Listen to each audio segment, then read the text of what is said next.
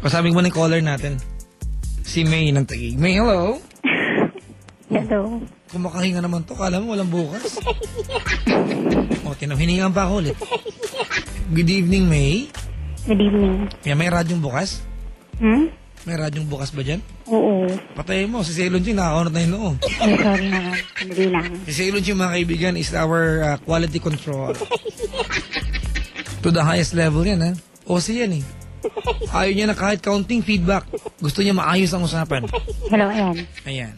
Okay na? Okay. Galit ka rin? Hindi. Nakabahan ako. Kinakabahan ka. Bakit? Inaano ba kita? Wala pa. Wala pa naman. Para may gusto ka. Gusto mo bang anuhin kita? Oo nga, yung tagal eh. Joke lang. Tagtusan kita dyan. Hindi, kinakabahan ako para pampatanggal. Pampatanggal ng? Kaba. Uy, Ceylon! Pasalamatan natin, nagdala ng chicken kagabi. Ha? Salamat, ha? Ano pangalan niya? Kalimutan ko, pero salamat sa chicken. Kinain ni Ceylon Ching lahat. Alright, May! Anong ginagawa sa buhay?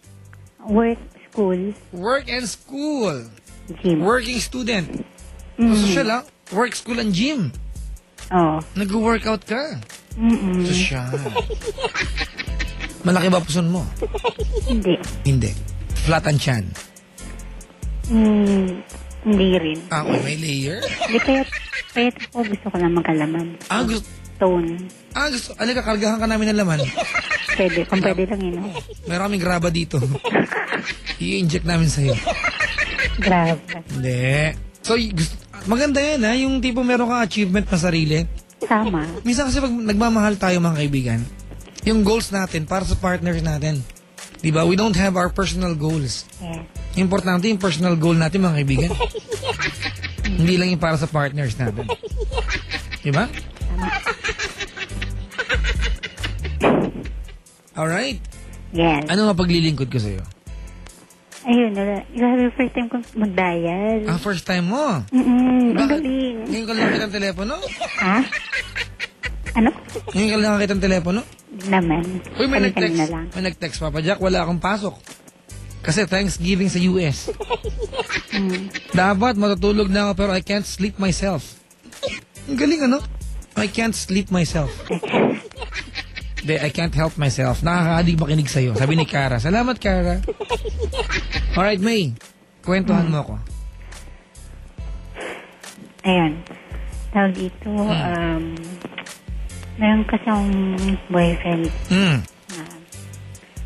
1 year and 6 months na kami. Ayun, kasi masyadong... Ate, lakasan mo, te. Baka kala prayer meeting to. Ay, sorry naman. Yes, ayan. Hello. Ayan, okay na? Hello. Okay na? Okay na, te. Ayun, may boyfriend ako. 1 year and 6 months na kami. Tapos, masyado kasing komplikado yung mga bagay. Ano ba? Nakabahan ako. Hindi yung normal, hindi kami yung normal na mag-boyfriend-girlfriend. Ano kayo? Abnormal kayo, ganun? Parang ganun. Bakit? Paano hindi naging normal ang relasyon ninyo? Hindi kasi yung normal, kasi yung sitwasyon, may anak kasi siya. Ano naman?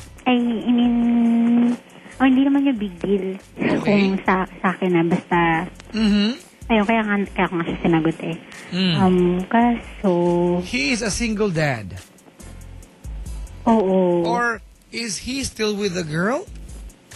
Nasa ibang bansa yung girl. Sabi niya, wala na raw sila. Sabi niya? Sabi niya. Okay. Do you believe him? Oo. Alright. Ngayon, tapos... pero syempre may communication sila sa bata. Tapos, ngayon, nung okay naman kami, kasi ever since nung naliligaw pa lang siya, open na siya na may anak siya, ganyan. So yun, syempre, alam ko na, ever since, ganun. Tapos yung ngayon, nakabot namin ng 1 year and 6 months. Merong isang girl na meron din daw siyang anak doon. Ah, so dalawa na anak niya. Sabi, at dati, naging issue na yun sa amin, pero sabi hindi raw totoo. Okay. So, hindi mo ako niniwala, syempre. Ayun nga. Kasi recently lang sa Facebook, ayun, merong girl siya na inad. Tapos, ayun, inad ko rin yung girl, wala lang. Dapat talaga ang karamihan ng kawani ng NBI babae, no? Bakit? Ang galing niya mag-imbestiga eh. Kasi, wala lang. Ina-add din kasi niya yung friends ko eh, di ba? Kaya yun, inad ko rin yung friend niya. Hindi ko naman alam na may something sila. Okay. Yun. So yun. Bakit mo inad? Out of instinct? Oo, hindi ko alam. Parang inad ko lang. Nag-hi kasi sa Iba kanya. talaga yung Kamusta ka na? instinct ng Parang mga ganun. girls, ha? Oh, tapos? Siguro nga. Mm. Ayun, tapos yung girl nag-message sa akin. Ano sabi niya? Iyo po, ganun. Sabi niya, iyo po, Charles joke lang. Basta na you, je. Hindi, sabi niya, hi, ikaw ba yung girlfriend ni... Yun, nung pangalan ng guy. Ano pangalan ng guy? Basta si Jay. Ha? Jay. J. Ano ba yan? First letter o pangalan ba yan? Pangalan niya na yun. Okay. J. Okay, tapos? Ayun, ikaw ba yung girlfriend ni Jay? Sabi ko, nag-message lang kami. Oh. Sabi ko, ba't mo naman, ba't mo natanong? This is out of the blue. Okay. So, bakit po nila natanong? Tapos sabi niya, kasi yung guy pala, 8 years yung gap namin. So, 31 na siya, ako 23 or... Okay. Tapos kaya ko rin inad yung girl kasi kabatch niya ng age. Pare sila ng age. Okay.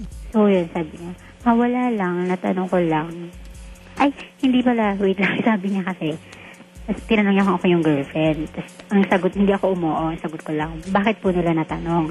Tapos ang sagot ng babae, wala lang, curious lang. Sabi kasi niya sa akin, wala siyang girlfriend. Sabi ka na, sabi ko, okay, so yung pala wala, edi wala. Sabi ko, sino po ba sila? Ay, ano ka ba niya? Sabi naman niya, wala lang, ako yung mapapangasawa niya. Ay, ako yung nanay ng anak niya. Sabi niya, ay, siya yung tatay ng anak ko. Ano pa talaga, te? Sorry, nagkakabahan kasi ako. Papatirin na kita, naguguluhan ako sa'yo. Kaya nga, sabi ko sa kanya, sino po ba sila? Ano kanya? Ano kanya? Sabi nung girl, siya yung tatay ng anak ko. Okay. Sabi nga na. Ito yung iba sa anak na kilala mo pa. Oo. Naku, patay. Bay, may ganun. So, nag-flashback yung dating issue na sinasabi na may anak siya sa iba, gano'n. Naalala ko, baka ito nga yun na. So, syempre, parang, ano ba yan? Dali mo, dali. Ayun, tapos, ano bang sumunod doon? Basta nagkasagot kami sa message. Then, Talaga lang, stop. I don't wanna know kung ano ba yung conversation. Oo. Okay, kinumpronta mo yung lalaki. Oo. Anong paliwanag ang binigay sa'yo ng lalaki? Sabi niya sa akin, kabatch lang daw niya yun nung Okay, college. so tinanong mo sa kanya kung may anak sila o wala? Tinanong ko. Ano sinagot sa'yo? Sabi niya, hindi raw niya alam kung kanya raw yun. Naku, patay. Kasi daw, one night stand lang daw sila. Talaga nang binanggit pa. Ay, sorry. Okay lang. Isang gabing tayuan. Yun, isang gabi niya. Sabi niya, before daw may mangyari sa kanya, kakabreak lang daw ng babae sa boyfriend niya. Ayun. So, duda siya. Oo. Kawan Kaya, ng bata. gumagawa raw siya ng way. Kaya raw niya kinontak yun para malaman niya kung sa kanya talaga yung anak. Isip ko naman, ano namang sense kung malaman niya.